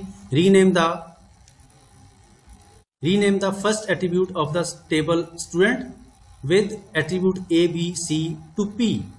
अब ऑलरेडी मिसाल के तौर पे कोई आपने नाम रखे हुए थे B और C किसी स्टूडेंट के टेबल के, तो आपने जैसे उसका पहला नाम चेंज कर दिया किसी एक एट्रीब्यूट का। जैसे उसने कहा जी कि जो फर्स्ट एट्रीब्यूट है, फर्स्ट एट्रीब्यूट उसका जो कि मिसाल के तौर पे A है, तो A को उसका नाम चेंज करके P कर दिया। इसका मतलब है कि आप तमाम एट्रीब्यूट के नाम चेंज कर दें, टेबल का नाम चेंज कर दें, किसी सेलेक्टिव एट्रीब्यूट का नाम चेंज कर दें, या कि रीनेम कर दें, ये तमाम के तमाम आप क्वेरी के अंदर भी कर ही सकते हैं। ये हमने देखा था कि अल्टर टेबल की कमांड के थ्रू हम करते थे। तो यहाँ पे हम RA की जो सूटेबल सिम्बल्स हैं उनको यूज करते हुए हम किसी भी टेबल का नाम और उसके एट्रीब्यूट का नाम भी चेंज कर सकते हैं। अब ये सारा काम हम करते क्यों हैं? ये जो एक तो है ना स्लाइड्स नेक्स्ट वाली, इसमें जस्ट उसकी रीजन मेंशन है कि RA की रीजन क्या है। ये जो थोड़ी सी कम्प्लेक्स हमें चीज लग रही है कि हम क्वेरी लिखते हैं, क्वेरी को फिर RA में कन्वर्ट करते हैं, तो इसका पर्पस यहाँ पे मेंशन है, ये उसके फायदे या एडवांटेजेस हैं, ठीक है। एक तो हमें पता है कि हमने ये शुरू में देखा था क्वेरी लैंग्वेज फाउंडेशन के जो SQL है उसकी फाउंडेशन जो है वो RA के जो असूल हैं या जो उसके रूल्स हैं वो बेसिकली जो SQL है वो RA पे बेस करती है। दूसरा डेटाबेस क्वेरी, डेटाबेस को क्वेरी को समटाइम्स सिंपलीफाई करने के लिए हमें डिफरेंट सिंबल्स जो हैं वो उसका हम यूज़ कर सकते हैं, ताकि हम फॉर्मली किसी भी क्वेरी की जो लॉजिक है या उसका जो सीक्वेंस है, जो उसकी आउटपुट्स उसको एनालाइज करने के लिए हम RA का सहारा लेते हैं, और ताकि हम उसको सिंबल्स के साथ कन्वर्ट करके या उसको एक्सचेंज करके तो हम उसको एनालाइज कर लें क्विकली। इसके अलावा क्वेरी ऑप्टिमाइजेशन है जी, इसका मतलब कि हम आपको पता कि एक लंबी क्वेरी लिखी है तो उसको हमें रीड करना पड़ेगा, और रीड करके साथ फिर हम एट द एंड उसका आउटपुट देखते हैं। जबकि हमने देखा कि जो कम्प्लेक्स क्वेरीज या लंबी क्वेरीज हैं उनको हम सिंपली चंद वर्ड्स के अंदर कन्वर्ट कर पा रहे हैं, ठीक है। जबकि हम जब क्वेरी लिखते थे तो उसमें तो बड़ी लंबी स्टेटमेंट्स थी, जबकि हम जब RA के अंदर कन्वर्ट करते हैं तो इसमें तो बड़े थोड़े से वर्ड्स के अंदर वो सारा काम हो जाता है, ठीक है। तो ये जो क्वेरी को ऑप्टिमाइज करने का जो एक प्रोसेस है। फॉर्मल स्पेसिफिकेशन है।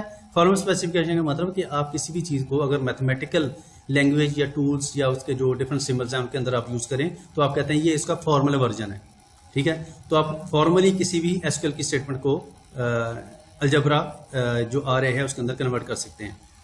क्वेरी प्लानिंग है कि हम शुरू में देखना चाहें कि क्वेरी जो है वो कितनी इफेक्टिव है, या उसका फ्लो कैसा है, या उसकी जो परफॉर्मेंस है वो एफिशिएंट कितनी का क्वेरी, तो ये सारा काम RA की मदद से पॉसिबल है। डेटाबेस डिज़ाइन करते हुए RA यूज़ होता है, या थ्योरेटिकली अंडरस्टैंड करना हो, या डेटाबेस की कोई भी क्वेरी आपने जनरेट करनी हो, तो इसके जो बैकएंड के जो काम हैं जिनमें आप फॉर्मली चीज़ों को प्रूव करना चाहें तो वहाँ पे फिर आप RA का सहारा लेते हैं, ठीक है जी। ये कुछ क्वेरीज हैं या ऑपरेटर्स हैं जो कि हम आज पढ़े हमने, ठीक है। शुरू में हमने कुछ ऑपरेटर्स देखे थे मैथमेटिक्स के, और फिर RA देखा, तो ये उसके कुछ क्वेश्चंस हैं शॉर्ट से, ठीक है। ये आपने इसको ट्राई करके देखना है, इसको एग्जीक्यूट करके देखें, ठीक है। मिसाल के तौर पे show F name of all employees, ये तमाम एम्प्लॉयज़ का फर्स्ट नेम शो करो, तो ऑब्वियसली इसकी क्वेरी होगी static first name from employee, ऐसे ही है जी। Show first name and social security number of all employees, select F name comma SSN from employee, तमाम एम्प्लॉय के 2 एट्रीब्यूट आ जाएंगे। Show first name, social security number and salary of all employees who earn 40,000। अब इस query के अंदर हमें एक तो सिलेक्ट की बजाय ये 3 एट्रीब्यूट मेंशन करने पड़ेंगे।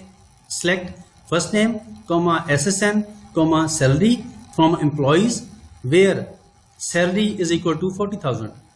ठीक है, पूरी क्वेरी आ गई जिसमें हमने एट्रीब्यूट का नाम भी मेंशन कर दिया और साथ में वेयर के साथ कंडीशन भी मेंशन कर दी। ठीक है, इस तरीके से अब आपने 1 बाई 1 इन क्वेरीज को पढ़ना है और इसको इम्प्लीमेंट करके इसको इम्प्लीमेंट करने की कोशिश करनी है। ठीक हो गया जी, ये था ये आज का लेक्चर जिसमें हमने जो बेसिक चंद ऑपरेटर्स हैं या कुछ क्लॉजेज हैं जैसे ऑर्डर बाई, इज है, बिटवीन है, और इसके अलावा हमने कुछ जो RA है उसकी बेसिक्स देखी कि किसी भी जो क्वेरी को हम रिलेशन जबरा के अंदर कैसे कन्वर्ट कर सकते हैं। ये था ये आज का लेक्चर। उम्मीद है कोई इशू नहीं होगा, अगर कोई इशू हुआ तो काइंडली मुझे बताइएगा।